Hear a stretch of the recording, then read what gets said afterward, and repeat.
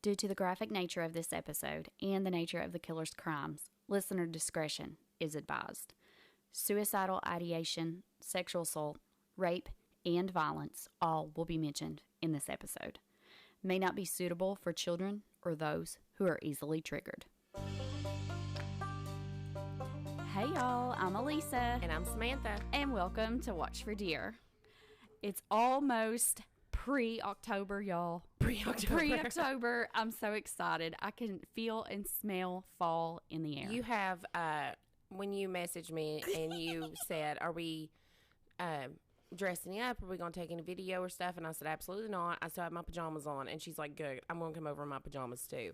She walks in. When I said pajamas, I meant comfy clothes. Like I have a long sleeve t-shirt on and a pair of camo sweatpants. She has full on Halloween pajamas. Like from the Walmarts. Like she's got pumpkins on them and witches and a fortune teller and ghosts. They're pretty cute. I'm ready. Like I am here. Bring me fall. Bring me spooky. She did bring our favorite thing. What'd you bring, Elisa? I brought some wine. She brought some wine, some that I've never heard of before. We've not started drinking it yet, but you know us, and we're going to. We're going to. It is called Alta Luna. It is a Pinot Noir, which means it is a red wine.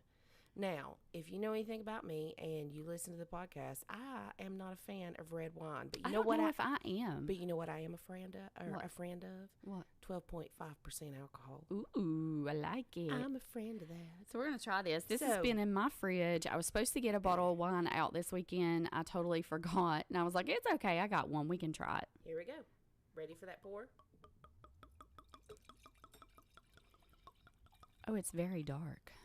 It is very dark. It's black. It is. It actually is black. It's straight up black. It's a black one.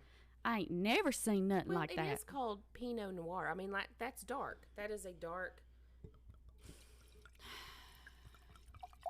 Interesting. All right. This is a first for me because I'm usually more of a white wine. This is super dark. This is Alta Luna. Wow, that smells stout.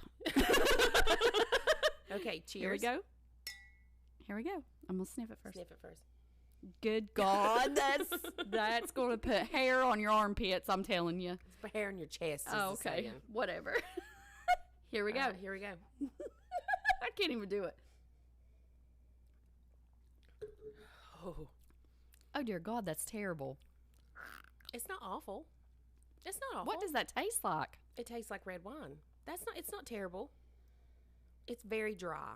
It is a very dry. As soon as you take a drink, your taste buds are gone. I'm not a fan. You're not a fan? But I will drink it. You're going to have to drink it. I mean, I wouldn't choose this, but it's drinkable.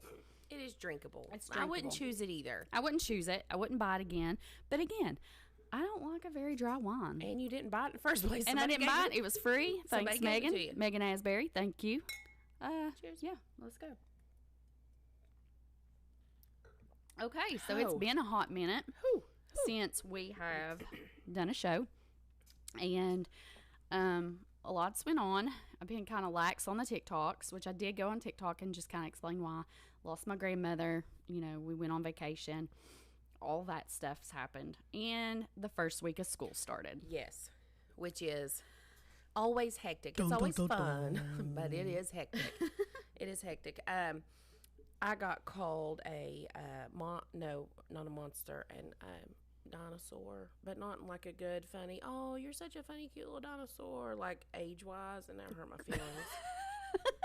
You know, you play with these kids like that, get to know your teacher stuff, just some things, you know, because you're with them. What you have to understand is you're with these kids 5 days a week, 8 hours a day, and they need to know some things about you. Absolutely. You know, you got to bond. Teacher, you have to bond. You have to bond. That is actually one of the main things about teaching. Like, you have got to bond with your students. They have to like you. They have to trust you. And they have to trust you. So we were doing just some, you know, little get to know your teacher thing. And my school's not very big, but they don't know who I am. I think a few of them think that I'm famous, which is funny. It's cute. That's cute. But maybe we should come read to the class again. Well, I never, even when they mention it to me, I never tell them. I'm like, I don't know what you're talking about. I have no because idea. They have no business listening to the podcast. I never speak about it in class. But anyways, but they're smart. They figure it out. But one of the things was, how old do you think I am? And I told him, I was like, and you're not, and we're talking about, 10-year-olds. You're not going to hurt my feelings, if you put an age down and it's way older than what I am. I get it, kids. I look busted right now. I look busted. I am busted. So, if you think I'm 64, if you think I'm 72, it's all good. Anyways, but this one kid was like, but what if we think you're a dinosaur? And it hurt my feelings. So there's that. Oh, my God. So... Woo. Cheers to me being a dinosaur. Cheers to dinosaur. Drink some more. Yes, ma'am. I don't really have anything funny to tell. When you came in just now through the sliding glass door, yeah. I opened it up. It'd been a hot minute that you have probably been through that door. Through that door, and that door goes to our basement, which is semi like a garage type thing that we use it for. So when we record down here, we have like a bar and then storage. It's not like, we use it all the time. We don't use it all the time, and whatever. Anyways, she comes to the sliding glass door, and she's like, "What is that?" And when she opened the sliding glass door, this big spider web, it was like as thick as my pinky, and I was like, "Oh my God, I don't know what that is." And then she's like, "Holy shit, Samantha." I was like, "What?" And she goes, "There's spiders everywhere." There are a billion baby spiders. 1,000 that had all just hatched. over. Blech. Guess who killed them? She did. Wow. I do have a video of that, and I will share that for your viewing pleasure. Thank You're you. welcome. Yes. So, but before we get started, hold on. Okay, let's go. I have a little short story for you. I want to call it Sammy's Shorts.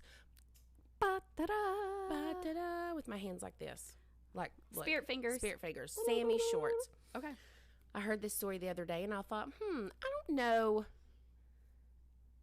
We've been doing this for almost 2 years. Our 2-year anniversary is coming up. Yes. And I don't know what I believe in now. Like, used to, I was like, no.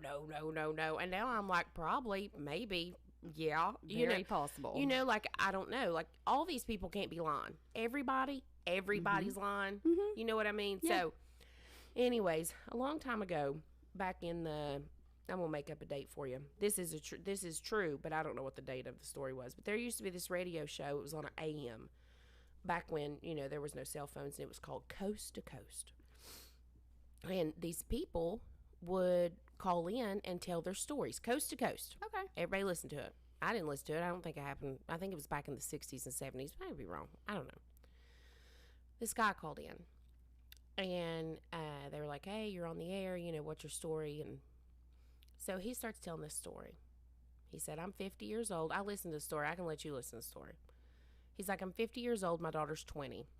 He said, "I don't have any grandchildren. She don't have any kids.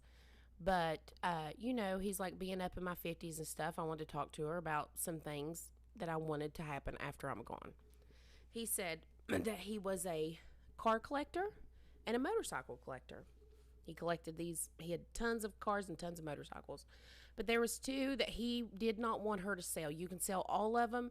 But my dad and I did this Model A Ford, and we did this Honda. Well, it had to be in the 70s because it had to be at least in the 70s because the Honda was 1972. Well, there you go. Yeah, so it had to be in the 70s when this was, or early 80s. He said these both are mint condition. My dad and I built these, and I would like for one day, if you do ever have kids, to pass these down. I want them to stay in the family. Mint condition. He said this, the Hondas and stuff look like they came right off the showroom floor. Actually, maybe it was in the 90s if he's worried about a 72, Yeah, maybe. So I should have really got the year of that. I digress. Anyways, so he said he rode that Honda one day to this little Starbucks. He rode to Starbucks. Okay. He's a geologist, and he's filling out his journal and all this stuff, flies all over the world, does his work. This guy comes in, he's like in his 20s, maybe at the oldest 30. And he comes in, he's like, "Who is that? Who has that Honda out there, that 1972 Honda?" And he stood up, he's like, "That's mine." He was like, "Man, that's an awesome ride. I have one exactly like that." He was like, "Hey, that's pretty cool." And he's like, me and him started talking. And he's like, "You know how, like, when you meet somebody, you just feel connected to them. You just feel connected to them, right?" Absolutely. And he was like, and I was pretty excited about this because nobody really in the community cared about cars and motorcycles like I did. And I could just sitting there talking to him about the cars and everything. I could see him and I just, hanging out in the garage and me being maybe some kind of a father figure to him, or, because he didn't have a son, he had a daughter. And he was pumped. And then that young man said, he was like, yeah, I have this motorcycle just like yours, man. I wish I'd have brought it. And you could have seen it. He's like, I got a Model A car too. And the Model A car was like from the 30s. And he said him and his dad fixed it up in the 50s. Mm-hmm. And he looked at that younger gentleman and he was like, that's wild because I have a Model A car also. He was like, that's wild. They started talking. They were talking about cars and stuff. And the older guy, the one that was calling in, was telling the guy on air. And he was like, and I asked him, he was like, hey, I'm going to get me another coffee. I really like this, the conversation we're having. Do you want one? He was like, let me get you a coffee. And the guy stood up and he was like, no, I can't stay. I have to go. He was like, I can't stay. I have to go. He's like, but I saw that motorcycle and I had to come in here. And he's like, well, it's been great talking to you. Let's keep in touch. Let me give you your information and all this stuff. And he said that the younger gentleman got up, looked at him, and got tears in his eyes and was like, I just need to tell you something. Do not go to Alaska in October. And he was like, what? And he was like, do not go to Alaska in October. He was like, you can't ask me why, all this stuff. He's like, but don't go to Alaska in October. And the older guy was like, I don't know what to say. And he just stood there kind of stunned. Like, how would this guy even know that I traveled? Yeah. Or, And the young gentleman hugged him tight. And he whispered something in his ear and he left. And the older guy said, and I stood there for a minute because I know what he whispered to me, but it wasn't registering what he whispered in my ear. And then he left. And he whispered, I love you, Grandpa. And he said he took out the door, ran down the way the kid, he said, because it took me about 30 seconds. He said, and ran down that way because I wanted to catch him. And he was gone. Oh, my gosh. See, you can't explain stuff like that.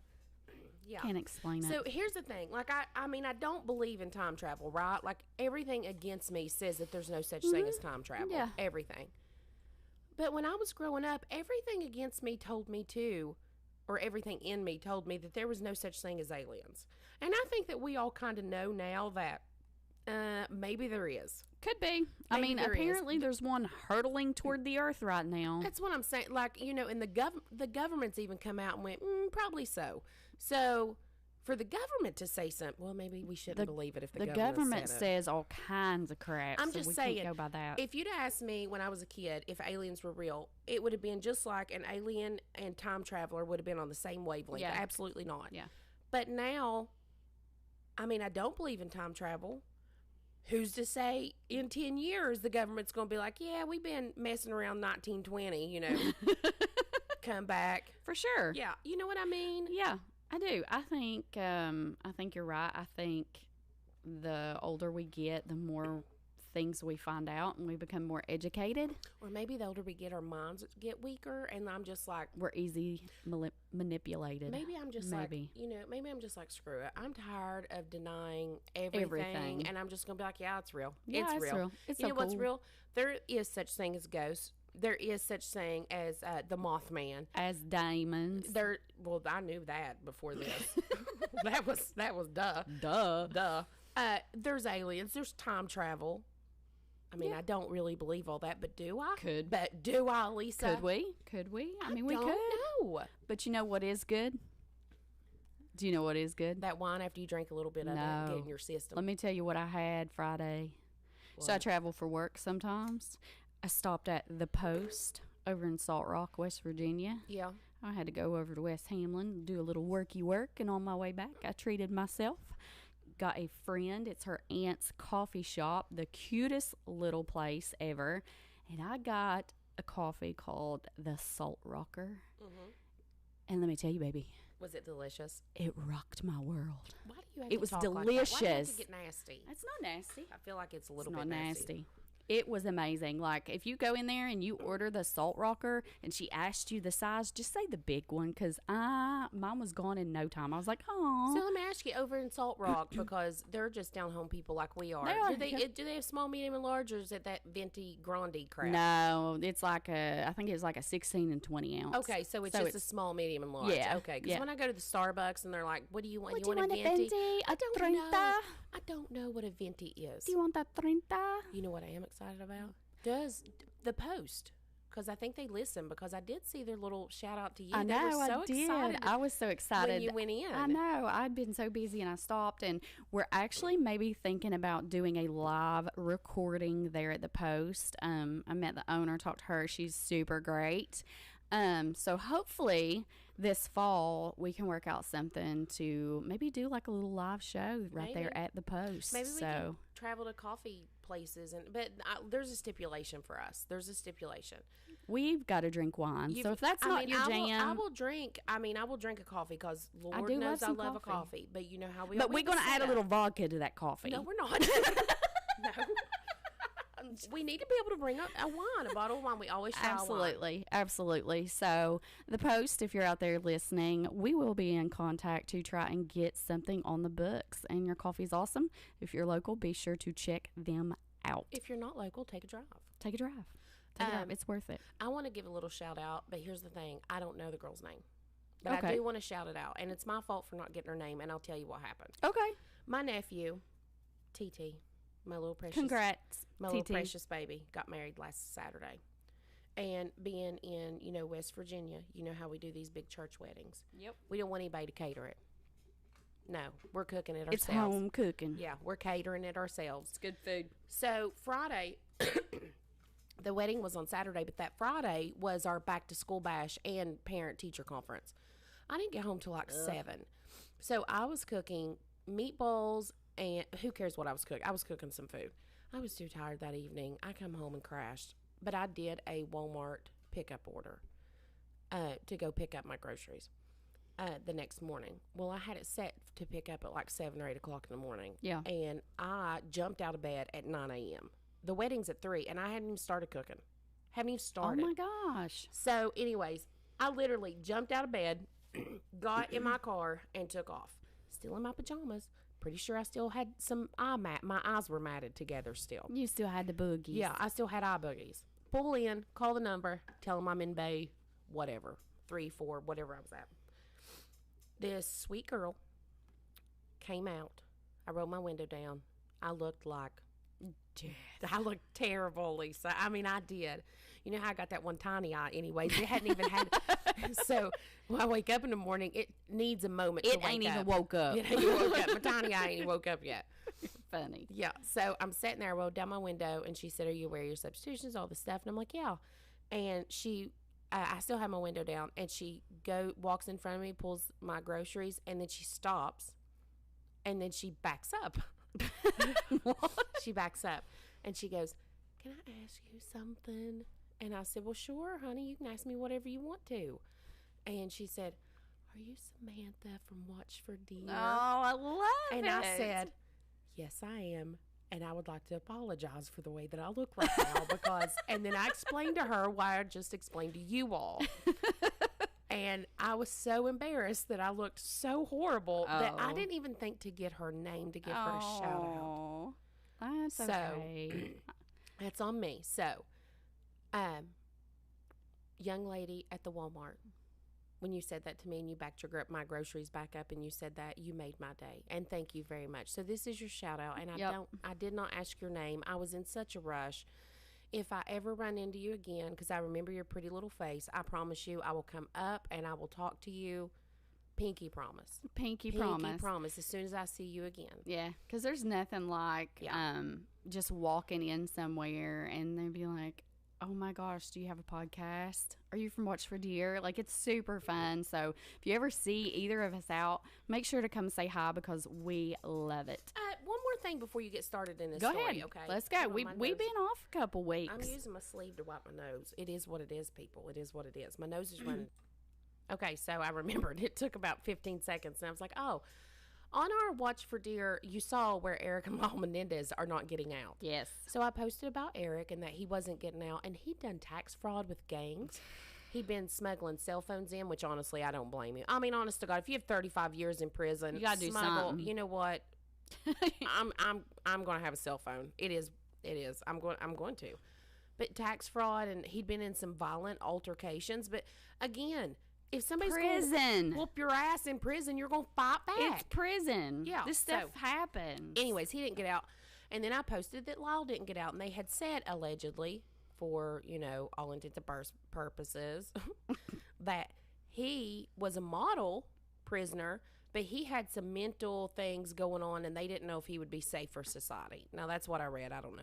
Anyways, on the one with Lyle, I ask you, who are those people on there arguing on our page? I have no idea.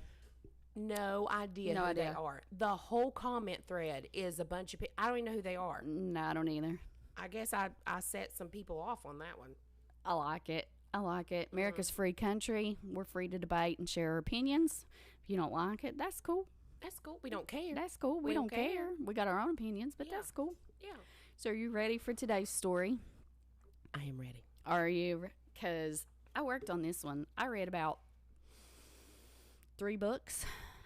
It's good stuff. So, without further ado, Herb Baumeister was born April 7th of 19... His name was Baumeister? Baumeister.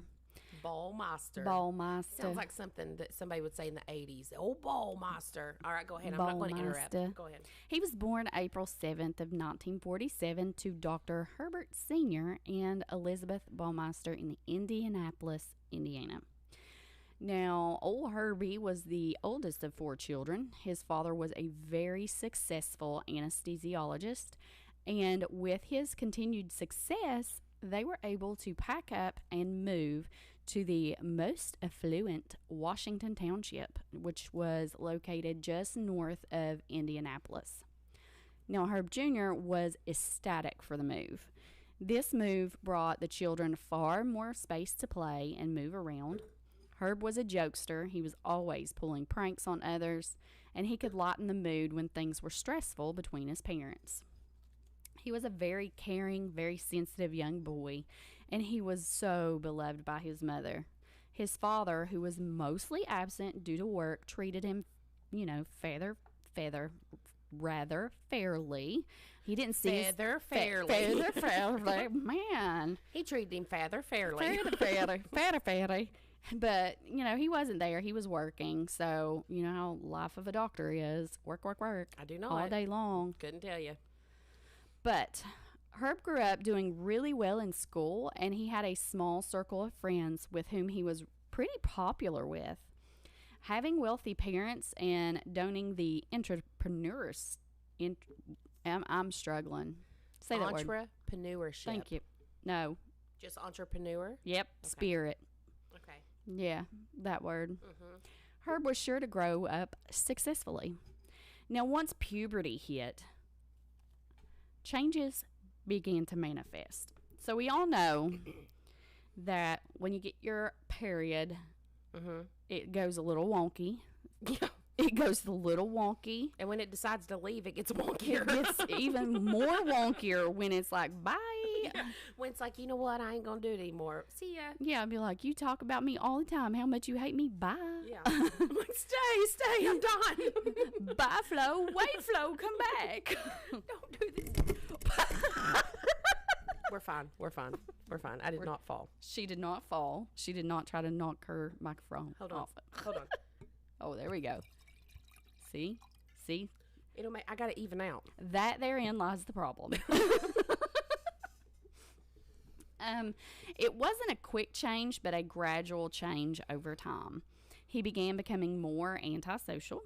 His usually harmless jokes to make people laugh kind of transpired into orneriness to amuse himself.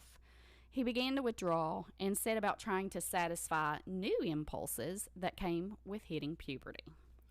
While most young boys began to have these sexual urges, Herb had a very morbid fascination with death. As a small child, he had always spoke his mind. I mean, he just, whatever he was thinking, he blurted out. Usually those blurbs have been harmless and most of the time even comical, but he now sputtered out a steady stream of disturbing thoughts. An example of this would be one time when playing with a group of boys.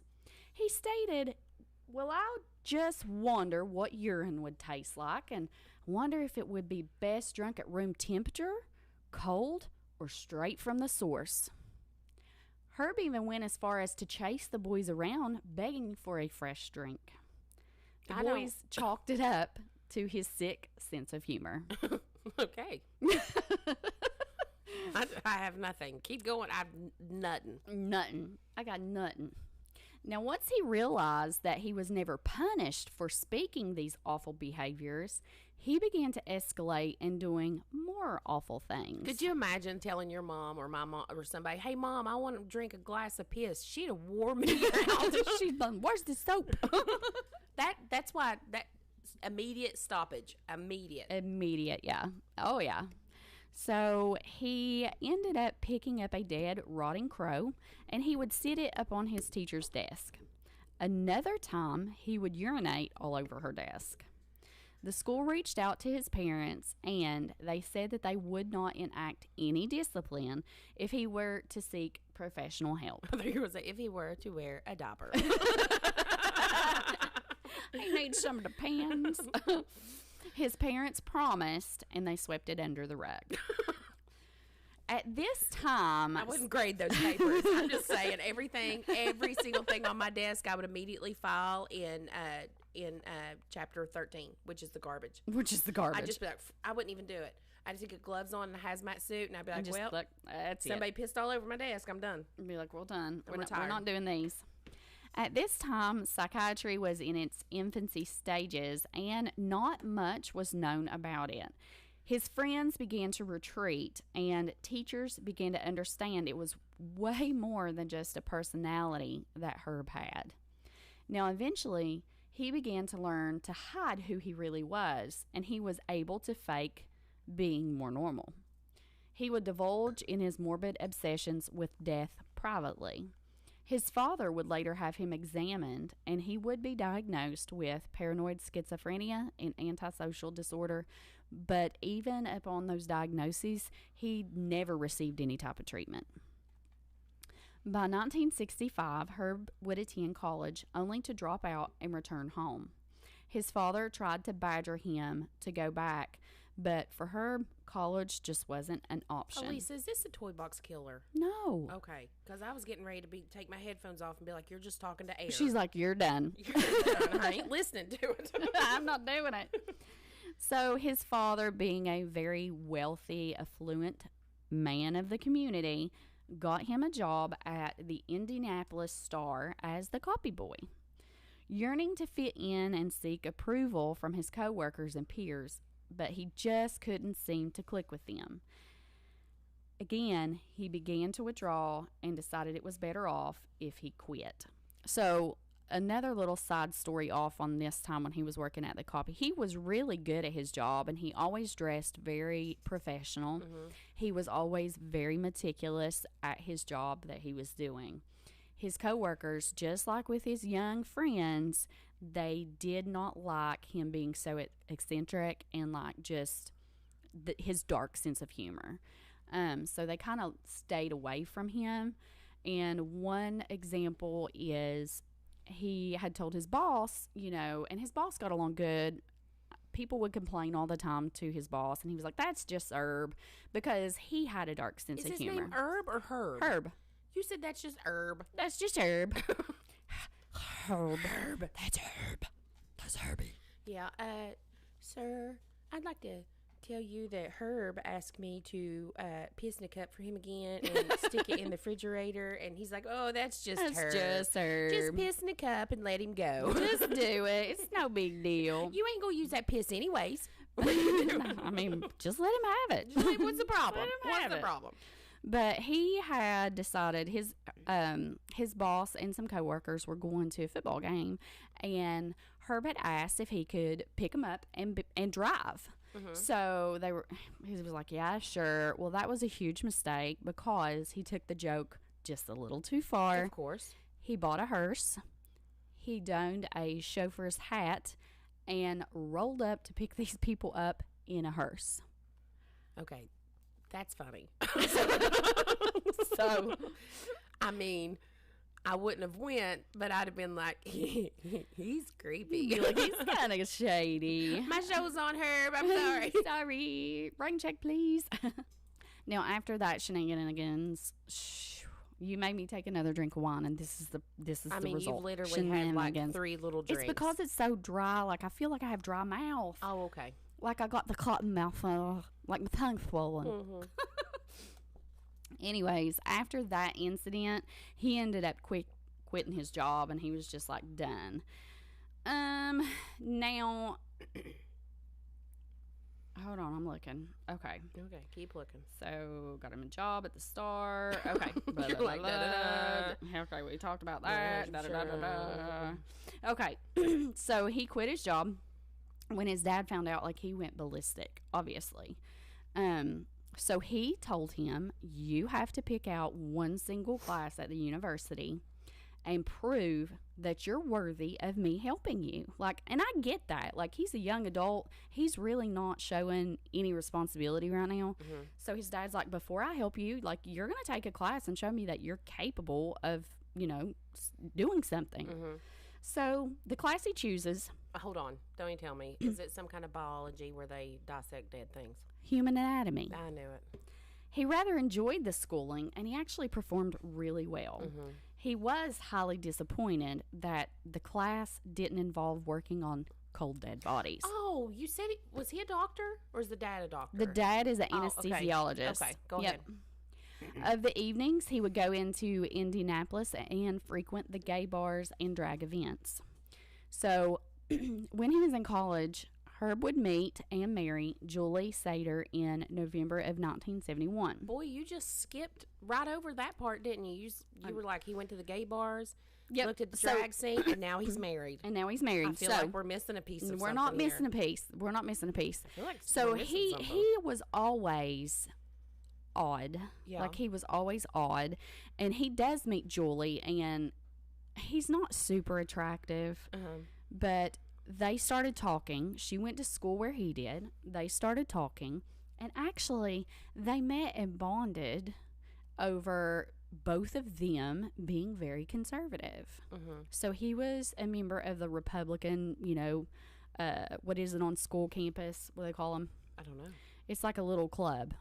Okay, the Republican club. Yeah, sure. We'll call it that. But so they kind of had the same thing. They wanted a successful life. They both wanted to own their own business, and they just kind of clicked. Okay. So they ended up getting married. Mm-hmm. Now, they would have 3 kids together. Mm-hmm. However, Julie later said they had only been intimate maybe a total of 6 times. You were going to say 2 times, and she had 3 kids. Maybe twice. Maybe twice. It's a big maybe. Maybe 2 times. Maybe twice. Maybe. They only... I want to hear Julie's story. I want to hear Julie's side of this. I want to hear Julie's story. I want to hear Julie. What you got going on, Jules? Maybe a total of 6 times in the 25 years of marriage. She had never even seen him completely naked. She said that he would be in the bedroom and he would be like undressing to get in the shower, and she'd walk in and he'd like just kind of skitter and like cover himself up. Really? Like completely repulsed at being nude in front of his wife. And she said they'd be laying in the bed and she would try to, start a little foreplay, a little seduction. And he was like just not having it. Lord, I had to tell all the time, Scooter, get them drawers on. Get them on. Get them on. Put the britches on. Company's coming over. Get them drawers on. Good God almighty. Oh, gosh. But after that, like 6 months after being married, his dad conspired with Julie, and they had him committed for 2 months. Now, from the outside, Herb and Julie were the ideal atomic family. Like, they shared responsibilities and chores. They won over their neighbors. And once he was admitted to the facility, doctors had diagnosed him again with multiple personality disorder. Now, this came as a relief to her because, see, he was diagnosed originally with, paranoid schizophrenia and antisocial disorder. So now he has a new disorder of multiple personalities. Now, he was really excited about this diagnosis because he was like, oh, that makes so much sense. He was like, it's not him that has this weird morbid fascination with animals, dead animals. Yeah. Like, it's the other part of me. Let's call it George. It's George. It's George. And it's not me that likes men. It's Tom. Oh, there's a George and a Tom. There's a George and a Tom. So this really kind of like helped him. Like, he wasn't as anxious anymore because in his mind he felt like he had an escape or a reason. He was or finally an out. Validated. Yes, he was validated. Now, he used this as an excuse for what and how he felt. Now, his father was still against the treatment with medicine because most doctors in the 70s considered mental illness. It was more of a moral failure. Now, after he was diagnosed, he began frequenting the gay bars again, and he had a couple encounters. Because that's not him. Because that's Tom. Also, these names, George and Tom, we're making them up just so we can follow along, But you get it. Yeah. You get it. We're doing that for you. For you. This is all for you. Now, these encounters didn't help squash the impulses like he thought they would. He soon discovered there was no sexual activity that he could participate in that was going to give him any sort of relief that he needed. He kept thinking back to the way a dead crow had felt to him when he pushed his fingers inside the corpse. So, on what part when of he was crow? young, we're talking anywhere from 8 to 12, he had happened upon a dead crow laying in the road and became super fascinated with it. So he walks up to the crow and he takes his fingers and he starts squishing it. And he said he can remember so vividly. He can feel the feathers, he can feel the squish go through the skin and the flesh. He said, and then he picked it up and was squeezing it, and his fingers busted through the flesh, and he could feel something in there writhing, worms crawling. And he said he was just about to hold it up and smell that sweet, putrid smell when one of the neighbors walked up and was like, "What you got there, Herb?" He said, scared him to death. But he found gratification in that experience. Yeah, and you described that a little too well, honestly. Like, I'm grossed out, and the way you held your hand up and you were squeezing it, like somebody should have got him like a silly putty. He probably needed a fidget toy. He needed a fidget toy. That would have fixed him. He would have fixed him. He didn't need a fidget toy. But he just kept thinking back to how that crow felt. He loved the feeling. She's handing me more wine. You're wasting it. I'm not slurring enough. No, it's not that you're slurring, but you have to sip. Don't guzzle. It's a sipper. It's a sipper. Oh, Jesus Christ. Don't say that. I love you, Jesus. Don't say that. But I love him. I know, but you don't say it like that. Whew. You're supposed to sip it, not guzzle. You don't even know how to drink wine. Keep going. I want to know what happens. I just want to get that down because that's you call terrible. him Herb. It's Herb. Oh, Herbert. But he loved that sensation that he felt when his hands went inside of that corpse. The living was not giving him what he so desperately wanted. Now, after his father passed, he obtained a loan from his mother of $4,000 to open a Save-A-Lot thrift store. Now, he was able to secure backing from the Children's Bureau of Indianapolis, and he was even able to give back to charity. So he works out this plan. He gets the funding and the name from the Bureau of Children, He's able to go and thrift these clothes, and his thrift store becomes really, really successful. Now, by 1988, the Baumeisters moved to a nice place in Hamilton County, a huge Tudor-style mansion called Fox Hollow Farm. Boasting over 18 acres, the property had 4 bedrooms, a pool, and a stable. Julie had finally received the life she had been dreaming of. She had the husband, she had the business, the home, and the kids. And no sex. And all that loving 6 different times. But she, in her mind, she truly had like the American dream. And she would never question why Herb would stay out of town or he made frequent trips to Ohio. He was still taking these long drives to gather his thoughts. While on the road traveling, Herb began to pick up hitchhikers along I-70. It was all casual at first, just offer him a ride, but it escalated until he was requesting favors for giving him the ride. You know the old saying, gas, grass, or ass. Nobody rides for free. Some people put that on the back of their cars here. I've seen I have too. Yeah, on the back of their trucks. I knew what you were thinking. I knew you did. That's why I didn't even write it in here because I knew you would get it. Like I was like, oh, I don't even have to top this. Like because as soon as I say it, you're gonna be like, yeah. But he started using these boys to scratch the itch.